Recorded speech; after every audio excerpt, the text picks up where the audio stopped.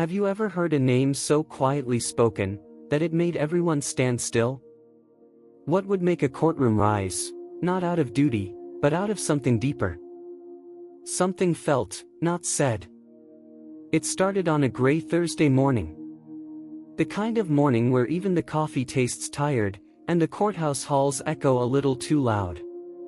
There were only a few people in the room when he walked in, barely a walk, more like a shuffle.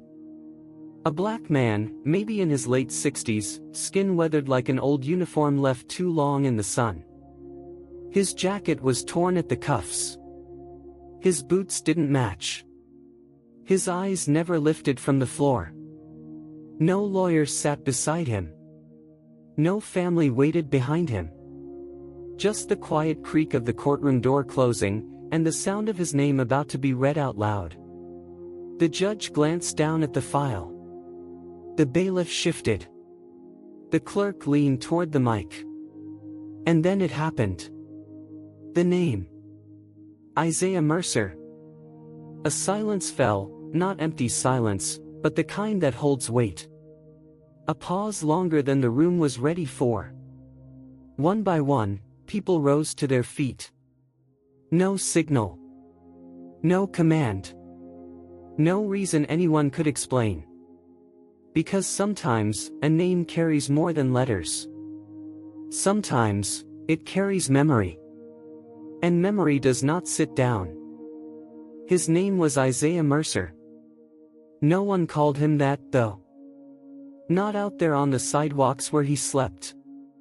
Out there, folks called him Old Boots, if they spoke to him at all. He didn't mind. He never corrected them.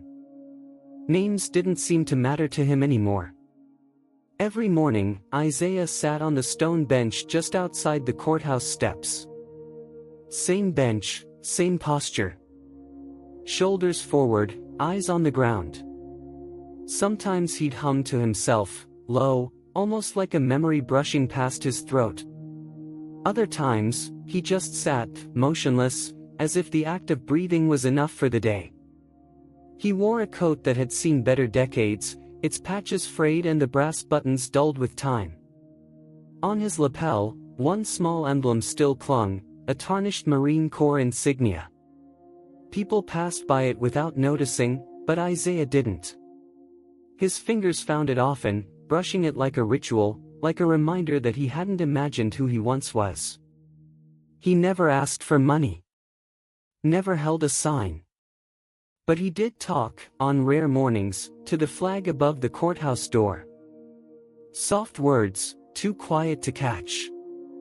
One time, a city maintenance worker said he heard him whisper, "Still standing, sir." Most folks figured he was just one of the lost. Maybe he was.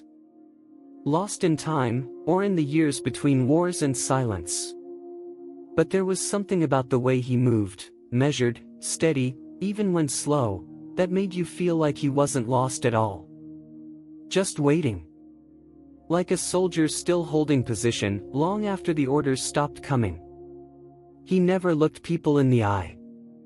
But when he did, even once, you knew he wasn't seeing you. He was seeing something else. Someone else. And whatever that was, it kept him quiet. And it kept him going. It happened on a Monday night, just after closing time. The rain had started around dusk, steady and cold, the kind that soaked through in minutes and made the sidewalks shimmer like glass. Most people had gone home. Lights in the windows of the diner across from the courthouse blinked out one by one. The streets emptied. And Isaiah Mercer, as he often did, went looking for somewhere dry enough to sleep. He ended up behind the Eastfield Grill, a small family-owned place that had changed hands in recent years. The old owners used to let him sit in the back alley during bad weather, never bothered him. Sometimes, they'd leave a small plate near the trash bins. Not much. A slice of bread. Some beans. But it was something. The new owner didn't know Isaiah. Didn't recognize the coat or the man wearing it. All he saw on the security monitor was a silhouette crouched near the back door. Not moving. Not knocking. Just sitting with his back against the brick wall, his legs pulled close to his chest, arms wrapped around an old canvas bag. The call to the police came in at 9:42 p.m. Trespassing. Suspicious behavior. No threat, just a complaint. When the officers arrived, Isaiah didn't argue. He didn't explain. He just stood slowly, the way someone does when their body has forgotten ease. One of the officers, younger than Isaiah's boots, asked him to state his name. He answered softly, barely above the rain. Isaiah Mercer. You got ID? The officer asked. Isaiah shook his head once. Not a defiant shake. Just the truth. What's in the bag? The other officer asked, eyeing the canvas sack. Isaiah looked down at it, holding it closer to his chest. Just things that matter, he said. They didn't press further. They didn't have to. He wasn't resisting, and they had a report to file. So they walked him to the cruiser. No cuffs. No rough words. Just a quiet ride back to the station, the bag never leaving his grip. At booking, when they asked again for ID, he gave the same name. Same tone. No address. No phone. No emergency contact. The clerk wrote transient next to his name and moved on. By morning, the charge had been set, criminal trespass, 2nd degree. Nothing serious. A small case, in a small town. But it meant court. And it meant that name, his name, would be spoken in a room that had long forgotten it. Isaiah said nothing when they told him the date of his hearing. Just nodded once. Then he reached into his coat and took out a small piece of cloth, a square of something once red, now faded and thin, and pressed it gently to his lips before folding it back into the bag. He didn't ask what would happen next. He never did. The courtroom was nearly empty when Isaiah Mercer stepped through the doors. Just another name on the docket. Just another man in the system. No reporters. No family. No one sitting in the benches behind him, save for a few folks waiting on their own hearings. He walked slow, led by the bailiff. Not out of fear. Just the kind of slow that comes from being used to watching your steps. He didn't look around. Didn't meet eyes. He carried that same canvas bag he had during the arrest, and the same coat hung on him like a memory that no longer fit. Judge Lena Ashford had already gone through 5 cases that morning. Petty theft. Disorderly conduct. Probation violations. Her voice was steady, practiced, efficient. She read through the paperwork in front of her like clockwork. Until she reached the next folder. The clerk called out, case number 6438B, State vs. Isaiah Mercer. The judge looked up at the name. Something in her expression faltered, not dramatically, but enough for the clerk to glance over. She looked back down at the file. Then back at the man now standing quietly before her bench. She leaned forward just slightly. Her hand paused mid-motion, hovering above her pen. Defendant, please confirm your name for the record, she said, her voice a shade softer now. Isaiah cleared his throat once. Isaiah Mercer, he said. Calm. Even. A beat of silence. Then too. From the back row, a man in a Veterans Affairs jacket stood up. No sound. Just rose to his feet. Then a woman near the aisle. Then a younger man, holding a crutch under one arm. One by one, they stood. Not in protest. Not in judgment. They stood like they were answering a call no one had spoken aloud. Judge Ashford sat perfectly still. Her eyes remained on Isaiah. Her lips parted slightly, as if to say something, but nothing came. Someone behind whispered, "Is that him?" Another voice, "I thought he was gone." And still Isaiah didn't move. He didn't turn around. His hands stayed folded over the canvas bag. But his jaw clenched. Barely. Just enough for someone who knew faces like his to notice. The judge finally spoke again. "Mr. Mercer, do you have legal counsel today?" He shook his head. "No, ma'am." Another pause. "The kind you feel in your ribs." She cleared her throat and glanced at the clerk. "Please note for the record that the court acknowledges the presence of multiple observers for this case." Then she leaned back, her fingers steepled beneath her chin. "I need a brief recess." With that, she stood. The bailiff looked confused. The clerk hesitated. Isaiah remained standing, still facing forward. As the judge exited through the side door, she placed a hand over her heart. Not a gesture of patriotism. Not a performance. Just recognition. Because sometimes, a courtroom doesn't rise for a man. It rises for the weight of a name, carried too long in silence. The courtroom remained still after Judge Ashford left the bench. No chatter, no movement. Just the quiet weight of something unspoken settling over the room. Isaiah remained standing. Not because anyone told him to. It was just the way he was built. When in doubt, stand steady. Say nothing. Wait for orders that may never come. 10 minutes passed before the judge returned. She moved slower this time, as if carrying more than her robes. When she sat down, she looked directly at Isaiah, her face unreadable but not unfeeling. "Mr. Mercer," she began, her voice steadier than before, "this court recognizes a change in the nature of this case. Please remain where you are." She turned toward the gallery. "Is there anyone here who wishes to speak as a witness for Mr. Mercer?" For a moment, no one moved. Then, from the back of the room, a man in his 70s stepped forward. He had the unmistakable gait of someone used to marching. Upright, slow, proud. His chest bore a Vietnam service ribbon, faded but intact. "I served with him," the man said, facing the judge. "He doesn't know me by face anymore. But I owe him my life." Judge Ashford nodded once. "Please state your name and speak clearly for the record." "Charles DeWitt, retired First Sergeant, U.S. Army." He turned slightly, glancing toward Isaiah. "We were pinned down outside Da Nang. 1969, lost half the platoon in the first blast. I was stuck under rubble, radio gone, bleeding bad. Everyone thought it was over."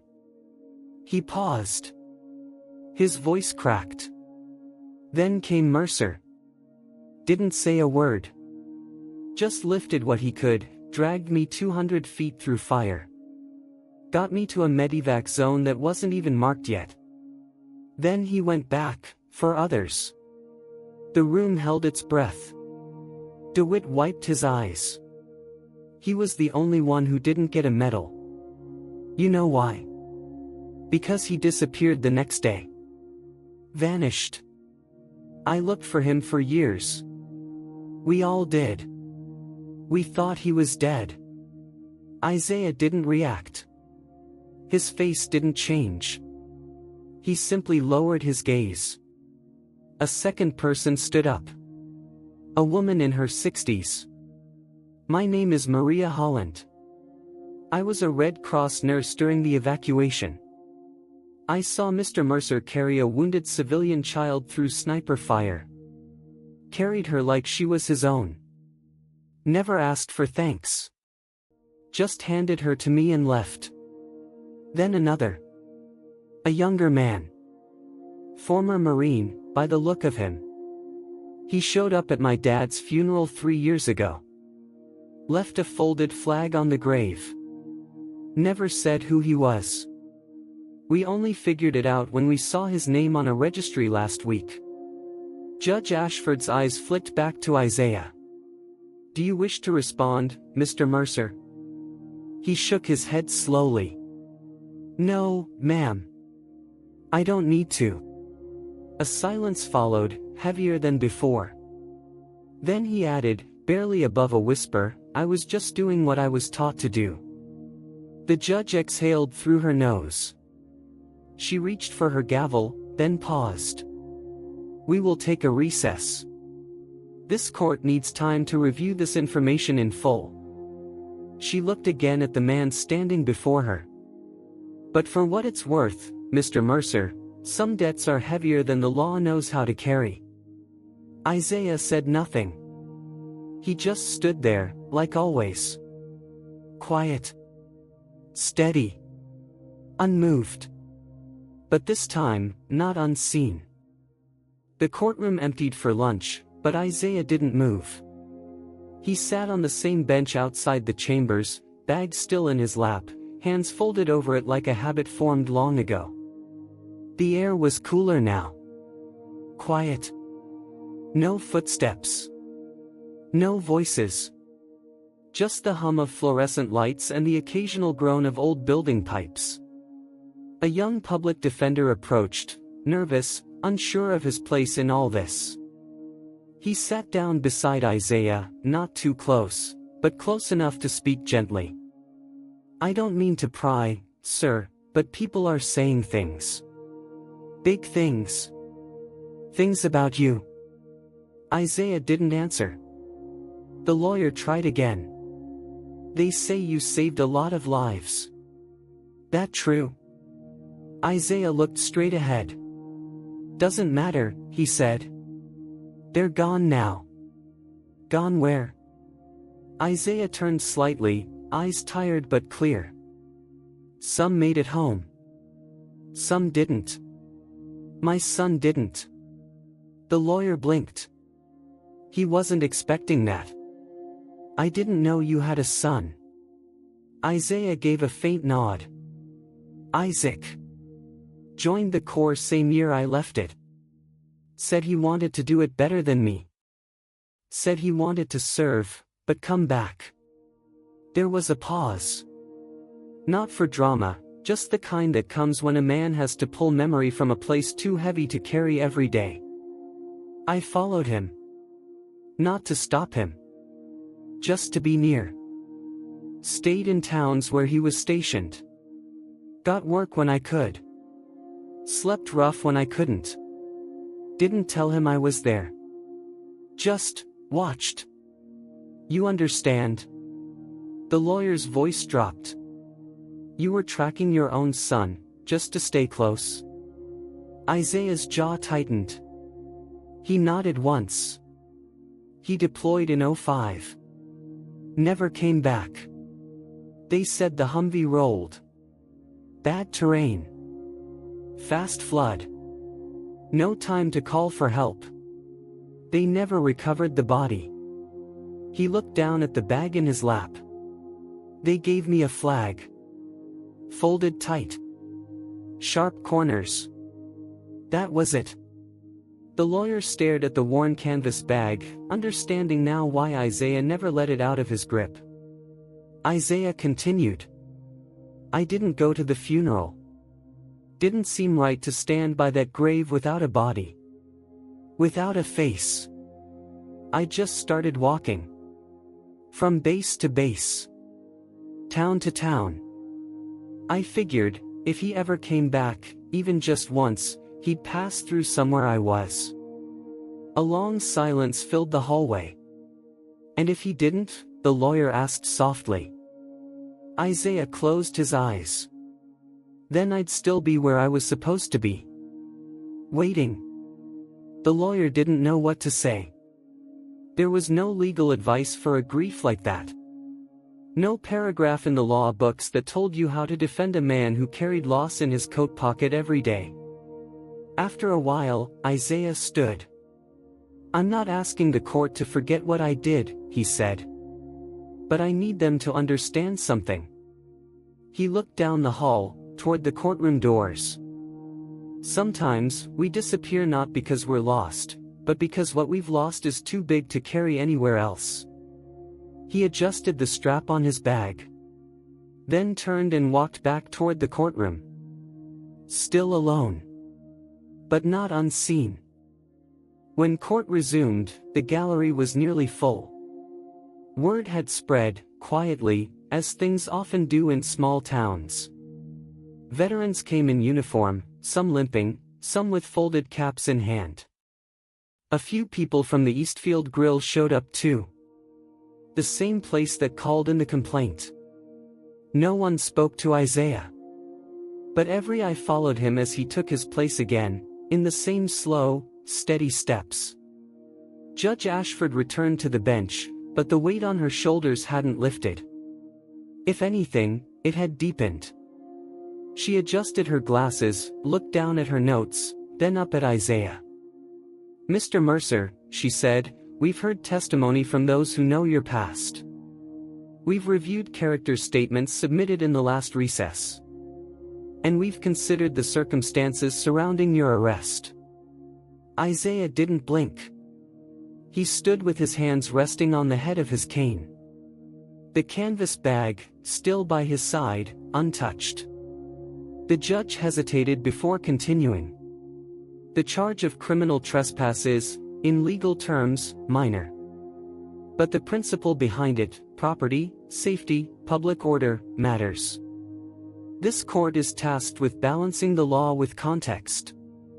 She paused, then asked, almost gently, "Do you wish to say anything before the court makes its decision?" Isaiah looked up, just slightly. His voice was steady, not defensive. "I don't deny where I was. I didn't break in. I didn't damage anything. I just sat down. It was raining. I didn't think it would matter." He exhaled through his nose. There was no bitterness in his tone. "I don't need recognition. I don't need favors. But I do believe a man should be allowed to sit, when he's tired." The judge leaned back slowly. Her face softened, but her voice stayed formal. "The court recognizes Mr. Mercer's statement." A beat of silence passed before she spoke again. "This court chooses not to pursue sentencing. The charge will be formally dismissed and sealed." A low breath rippled through the room, like someone had been holding it since morning. Isaiah nodded once. Not in relief.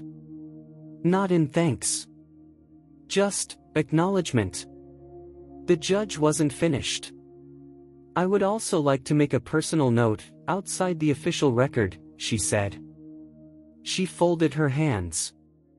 "We often measure character by what's visible, accolades, medals, titles. But sometimes, it is what remains unseen that defines someone most." Isaiah's eyes dropped again, not out of shame. Just habit. A man used to walking away before the applause ever started. She added, more quietly, "For what it's worth, Mr. Mercer. I'm sorry it took this long to say thank you." He didn't answer. He didn't need to. Dignity, for Isaiah Mercer, was never about being heard. It was about standing still when the world moved too fast. About leaving quietly, when others were still deciding whether to stand. When the gavel fell and court was dismissed, no one rushed to leave. People lingered. Some stood in the aisles. A few approached quietly, but no one dared to speak first. It was as if the room understood, some goodbyes don't need sound. Isaiah gathered his things without hurry. The canvas bag came up over his shoulder, handled with the same care he'd shown every day. He straightened his coat, ran a hand once down the front to smooth it, and turned toward the exit. At the back of the courtroom, a boy stood next to his father, maybe 9 years old, holding a folded flag. The father leaned down, whispered something, and the boy stepped forward on his own. He approached Isaiah, carefully, like stepping into sacred space. "Sir," the boy said, voice shaking just a little, "are you really a Marine?" Isaiah looked down at him, eyes soft. Then he reached up slowly and tapped the faded insignia on his lapel. "Was once," he said. "Still am. That never leaves you." The boy nodded. Then, without another word, lifted his hand into a salute. Isaiah hesitated only a second. Then returned it. Precise. Steady. Full of meaning. The boy's father whispered, "His granddad didn't come back from the Gulf. He's been waiting to salute someone ever since." Isaiah gave a small nod. No words. Just understanding. Outside the courthouse, the sky had cleared. The sun was low, casting long shadows across the steps. Isaiah stepped down one at a time, each footfall quiet, deliberate. A reporter called his name from across the lot. "Mr. Mercer. Would you be willing to talk? We'd like to share your story, what happened here today." Isaiah stopped, but didn't turn. He simply said, "A story's not worth much if you only show up at the end." Then he walked on. Past the cameras. Past the noise. Down the sidewalk, into the light. And as he faded into the ordinary street, someone asked, almost in awe, was he a hero? A voice behind them answered, calm and sure. No. Not a hero. Just a Marine. And that was enough. In a world that often rewards noise over substance, Isaiah Mercer reminds us of the quiet power of integrity. He never asked for applause. He didn't demand justice. He simply showed up, stood tall, and carried his grief with the same dignity he carried his country's flag. Through every step, from the rain-soaked alley behind a diner to a courtroom filled with silent gratitude, Isaiah proved that honor isn't found in medals or headlines. It lives in the quiet choices we make when no one's watching. In choosing humility over recognition, and memory over resentment, he gave us something rare, a portrait of character forged in silence. So ask yourself, how many Isaiahs pass us by each day? How many quiet heroes have we overlooked? If this story moved you, if it reminded you of a loved one, or made you pause to consider what dignity truly looks like, please like, share, and subscribe to Legacy of Courage Stories. Because some voices don't speak loudly, but they deserve to be heard.